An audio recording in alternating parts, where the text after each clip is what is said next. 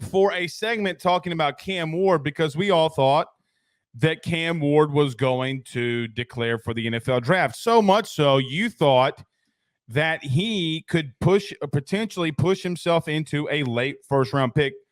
If I'm quoting you wrong, please tell me. No, that is correct. I'm very optimistic on his talent. Very, very explosive quarterback, and we're going to talk about that in a second. But it was on the table. But part of what was kind of talked about in the scouting community is what he pulled off. Him declaring was clearly a way to try and get more money out of Miami. 100% how I feel. Like when I saw him commit to the Hurricanes, I just quote tweeted like, huh? Look, he strong-armed him to get more money. Good for him. Why wouldn't you? Okay. Yeah, right. Look, you played the game. Everybody plays the game. Good on you. Let's talk about it on the field. Now, look, just in case you didn't know, I do think that Cam Ward, a guy who, by the way, played against my alma mater when he was at Incarnate Word, I think Cam Ward's a good quarterback. Joe, I do question, okay, one thing. I do think he's got a good OC in Miami. Why do I feel like that going to Miami is – I'm not going to say ruin him, but I've seen a guy like Justin Herbert play for Mario Cristobal and not live up to some of the hype and potential that he could play in. Are we going to have the same type of thing here with Cam Ward? Now, they are recruiting at a ridiculous level. Ridiculous. I do think that Cam Ward has a better overall team around him. I don't know if he's got a better coaching staff around him, though. Yeah, okay, look, I understand what you're saying.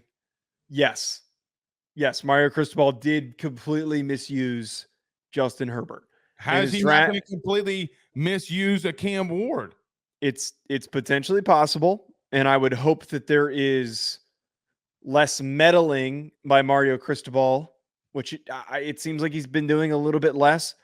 At the end of the day, Cam Ward was, without a doubt, no debate, the best quarterback that could have entered the portal and that could have transferred somewhere and took over a new team. He is a guy that immediately raises the talent level of your offense because he's very mobile.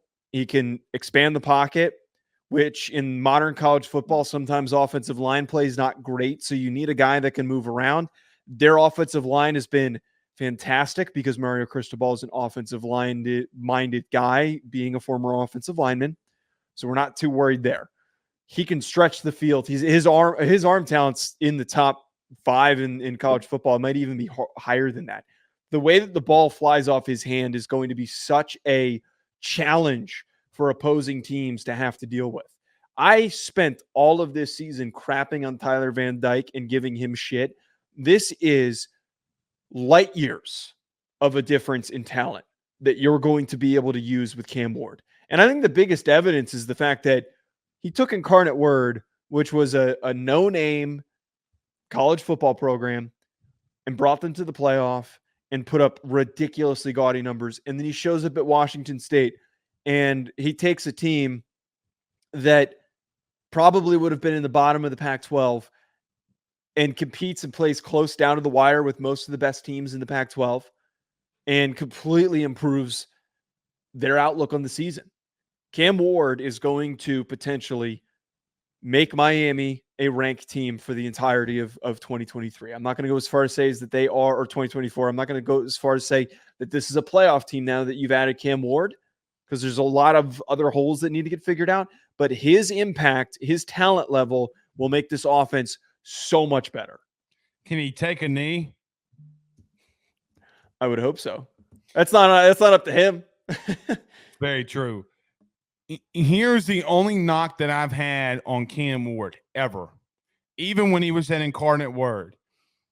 He's too streaky, either good, or too streaky, either bad. Like Joe, I vehemently remember the Cal loss. Okay, like they went and played Cal. I think you remember it.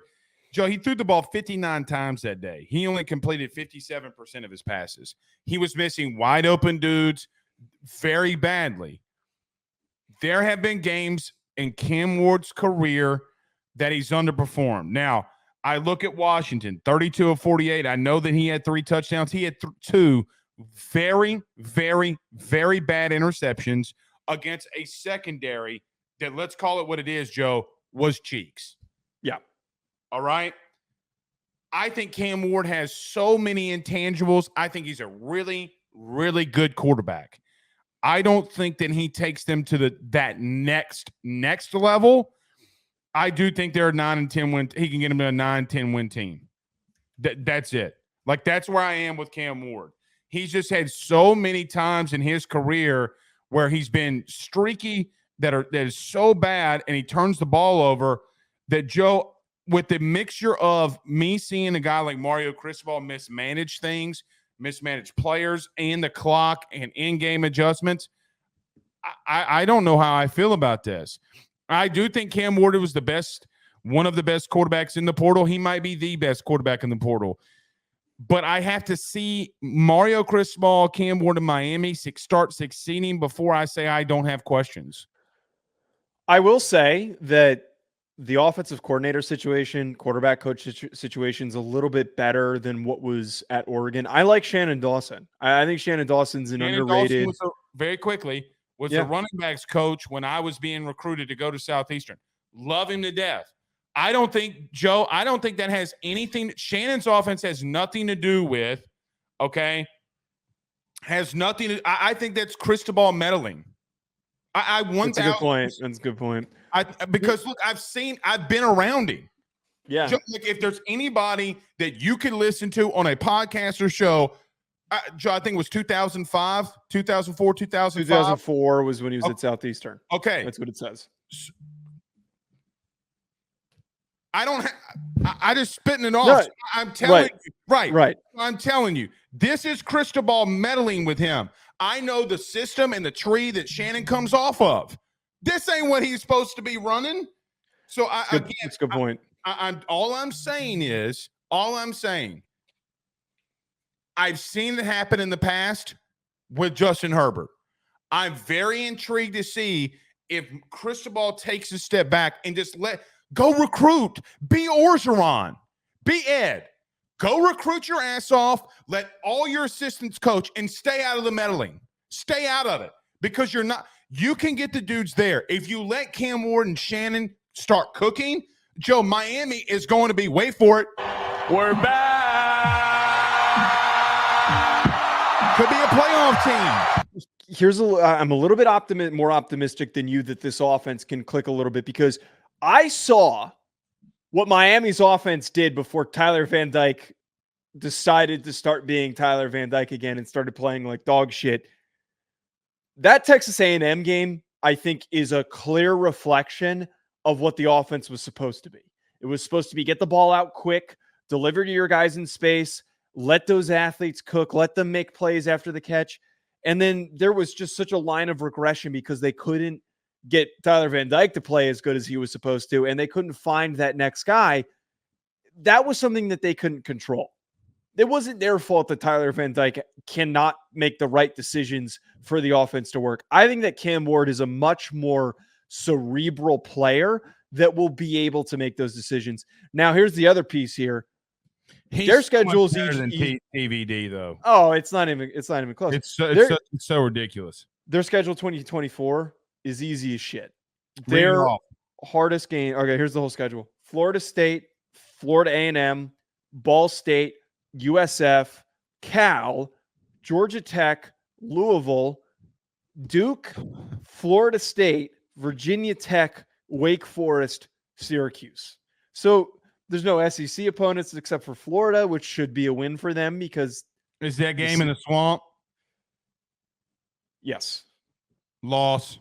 Okay. Well, the rest of these, I see two difficult matchups that they're going to more likely lose than win. You think Syracuse and Florida State?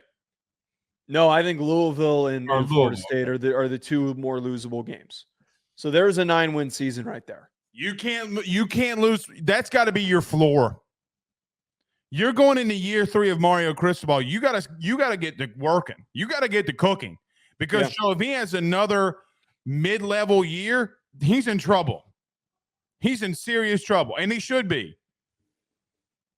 But maybe he's got to get him together. out of it. Maybe he can get him out of it. Well, I'll tell you, before he committed, he was in some deep shit because Reese Poffenbarger from Albany was not going to get the job done. It's huge that they got a little bit. You're just mad because he's got a weird last name. He's okay. I also don't like Albany. I hated playing there. Oh, so it's a personal thing. No. It's not. I just think that Cam Ward is too streaky. Like, so when you talked about him working himself into a first-round pick, I didn't disagree with you at the time because that's just not my area of expertise. I'm not an NFL draft guy, even though I did tell you that Jaden Daniels would be a first-round pick, and you said if he would, I'd eat a hat. By the way, how's that going? How's that looking? I don't know what you're talking about. Oh, I've took like 7 screenshots. You can't even delete that without it, being knowledge. The only thing for me, Joe, is I'm going to say something you're going to vehemently disagree with.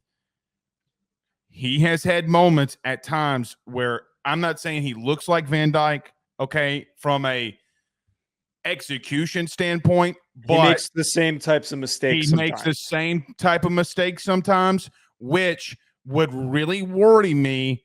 Okay, now there's a flip side of that. I think he's got better weapons around him. Even though I think the Kelly kid at Washington State, good Lord, it's not like Washington State didn't have dudes to throw to. Yeah. I will just continue to say throughout the entire offseason, I'm not going to switch up on this.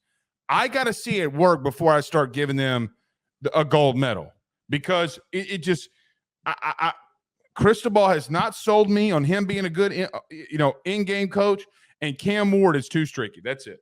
That's fair. All right. BetOnline remains your top spot for all of your live betting action and contests. NFL, college football, UFC, NHL are all in full swing. BetOnline is your #1 source for wagering news, odds, trends, and predictions with both desktop and mobile access at any time. Head to BetOnline today and use promo code BELIEVE, that's BLEAV, for 50% off your first deposit. That is a 50% welcome bonus. BetOnline, where the game starts.